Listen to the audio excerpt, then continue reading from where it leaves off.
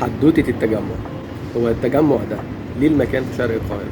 هي الفكرة نفسها أصلا كانت مطروحة من زمان جدا جدا. والفكرة أصلا بتاعت التجمع إن هي تكون موجودة في المكان ده هي اللي كانت لنقل العشوائيات اللي على ضفاف نهر النيل لحزام بعيد عن نهر النيل، واستغلال مجرى نهر النيل على الأعمال السياحية والفندقية والسكن الفاخر.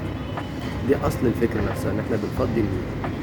ولكن بسبب ارتفاع سطح الارض بتاع التجمع عالي جدا جدا، فكان في تكلفه عاليه قوي في المرافق. احنا كان عندنا الفكره بتاعتها كانت ماشيه ازاي؟ احنا كان عندنا تجمع اول حتى التجمع رقم 20، والتجمع رقم 20 ده كانت الشيخ زايد. احنا في التجمع في القاهره الجديده في التجمع الاول والثالث والخامس، وفي 2025 في التجمع السادس. ولكن فين ده التجمع الثاني؟ فين التجمع الرابع؟ لان المشروع نفسه وقف.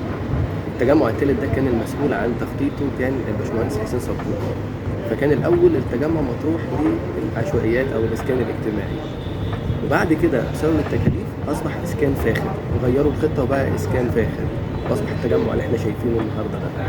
طيب مساحه التجمع قد ايه؟ 85,000 فدان. مساحة القاهرة اللي احنا عايشين فيها الخديوية بتاعتنا مساحتها قد ايه؟ 95,000 فدان، يعني الفرق ما بينهم بس 10,000 فدان. ولكن المستهدف السكاني بتاع القاهرة الجديدة هو 5.5 مليون نسمة. طب القاهرة القديمة اللي احنا عايشين فيها هي فيها كام نسمة؟ فيها 15 مليون نسمة، 10 ل 11 مليون بطيئة القاهرة، ومن 4 ل 5 مليون وافدين على محافظة القاهرة.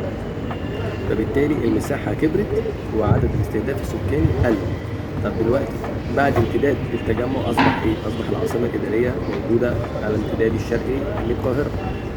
فالعاصمة الإدارية مساحتها كانت 170 ألف فدان، وبعد كده بعد إضافة المرحلة الرابعة بقت 237 ألف فدان. المستهدف السكاني بتاعها 6.5 مليون، يعني برضه القاهرة بتوسع أكبر والاستهداف السكاني بيبقى أكبر.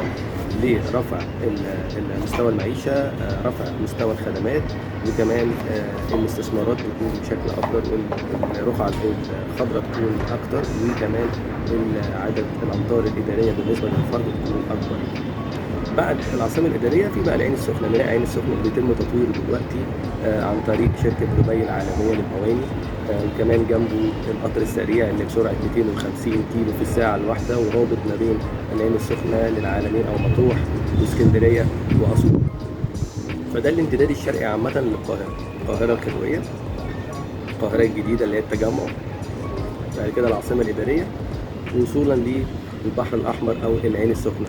يعني شرق القاهرة أصبح ليها ظهير بحري وهو البحر الأحمر. شكرا.